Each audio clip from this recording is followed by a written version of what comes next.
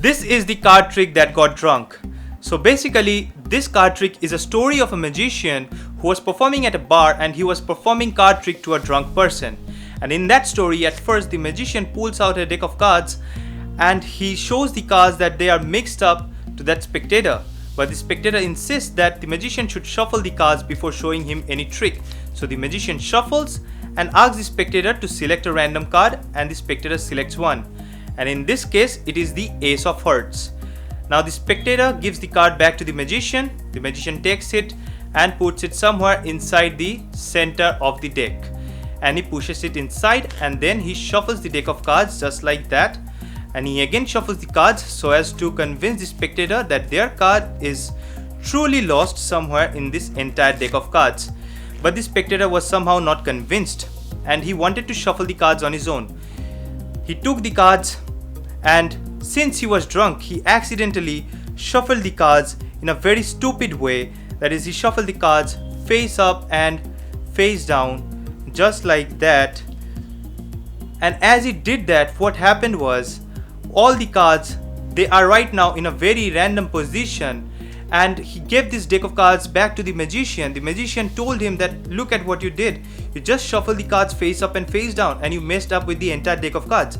So the spectator at this point realized that what he did and he apologized to the magician, said that he was sorry because he was drunk, he didn't realize what he was doing. But the magician said, no need to apologize, no need to say sorry, because I'm a magician, I can fix this with just a snap. And the magician snapped his fingers and turned over the deck, and as he spread through the cards, the spectator saw that all the cards somehow fixed themselves except for one card, and that card is none other than the spectator's selected card, the Ace of Hearts. So that's the card trick and that's the performance of the card trick. Now we are going to move on to the tutorial. So if you guys were here just to watch this trick and not to know how it's done, then the performance is over. You guys can leave the video because right now there will be the tutorial. So let's move on to it.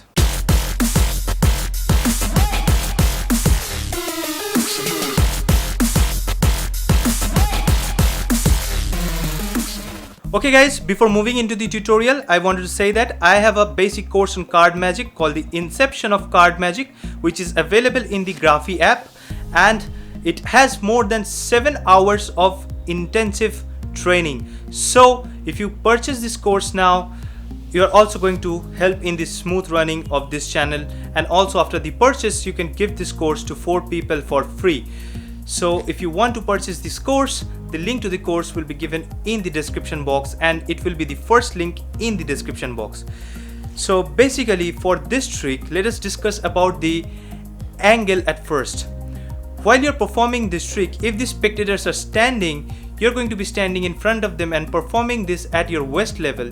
Or if the spectators are sitting, you're also going to be performing this while sitting in front of the spectators, and you're going to be performing this trick at that time on your lap, like around your lap, so that this is the angle that the spectator gets while they see the trick. Now this is a storytelling trick. That means over here you're going to build up a story just as I did for the performance. That was an entire story, and all the things that the spectator has to do is just selecting the card. The rest of the things you're going to do it. So at first the spectator, let's say, selects a random playing card, and what you do is you basically control this playing card to the bottom of the deck of cards. Okay, so that's how that's the first move. However, or in whichever way you want to do, you have to control that playing card to the bottom of the deck. So I did the cull control. You can also do the control that I did in the performance, that is the Mahatma control and the overhand shuffle.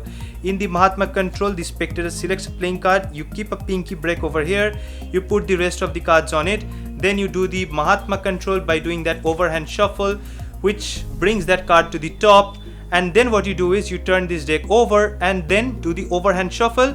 But at first you pull down the top card, so the top card goes to the bottom, and then you do the overhand shuffle. So anyways, you are going to control the card to the bottom of the deck.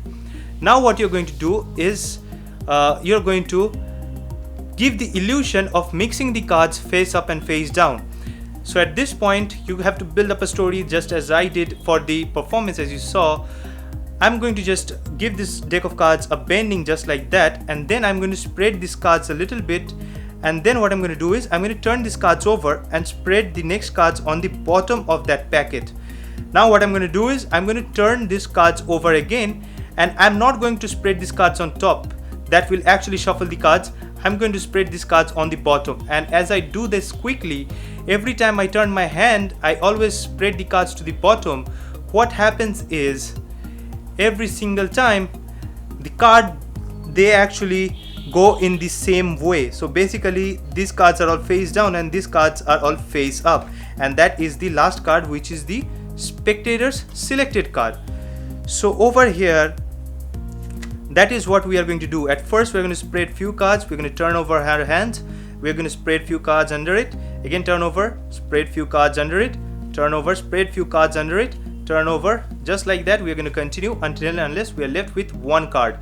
Now as of now I'm left with this card. This is the spectator's card, I know that, and at this point what I have to do is, after spreading the rest of the cards, if I'm in this position, I'm going to turn my hand and I'm going to drop this card on top. This time the last card will be going onto the top of the deck, not onto the bottom, and it is going to be going to the top of the deck. But if I end up like the last cards that I pushed, if they are in this position, I'm again going to turn my hand. So this turning of hand is more important, and then I'm going to keep this card over here onto this top, and then I'm going to hold the deck of cards like that. So basically that's the last move that you need to do. That is, if the last card ends up in this position, you have to turn your hand and put this like that, put the deck of cards like that, making it the top of the deck. And if you end up in the last position like this, then you're going to turn your hand like that, you're going to keep this last card over here and drop the rest of the deck right over here. So basically that's what you have to do. Now since I have told you to bend the cards downwards at first, because of that bending you can clearly see that there's a gap that has been formed automatically by the cards because of the bending, from where you can actually separate the cards which are facing up and which are facing down. Now before doing that, all you do is you pick up less than that of cards and show that these cards are face up, face down. Then what you do is you pick up a little bit more than that break, and then you show that these cards are face down, face up. And then what you do is you drop the rest of the cards from that break and show that these cards are back to back. And as you show that these cards are back to back, all you do is you actually turn this entire packet over, because this is the top card and you need to make this rest of the cards go the same way as the bottom card. So you turn this over and drop it onto this hand. Now what happens is the cards are already in the same position except for the card that the spectator has selected.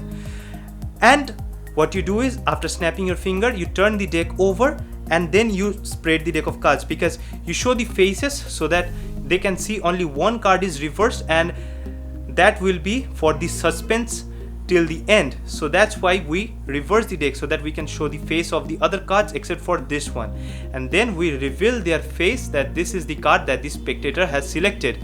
So that's how you're going to do the trick. And remember one thing again, that this is going to be the spectator's point of view, because if you do it from sideways, the spectators are going to see what is happening. The cards are going at the exact positions which they are where they are not shuffling themselves like that, they are actually getting mixed up. So the spectators, they are going to know the secret if you do it from sideways.